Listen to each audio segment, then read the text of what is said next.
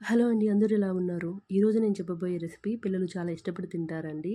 అదే శక్కరపార అండి. చాలా క్రిస్పీగా ఉంటుంది. కరకరలాడుతూ చక్కగా ఉంటుంది. పిల్లలు చాలా బాగా తినాలనుకుంటారు దీన్ని. దానికోసమని ఒక బౌల్‌లో 2 కప్ మైదా ఫ్లోర్ లేదా వీట్ ఫ్లోర్ తీసుకోండి. అలాగే దానిలో 1 కప్ షుగర్ పౌడర్ తీసుకోండి. అలాగే ఇలాచీ పౌడర్ మీకు నచ్చితే తీసుకోండి. దానిలో కొంత నెయ్యి వేసి బాగా చపాతీ పిండిలాగా కలుపుకోండి.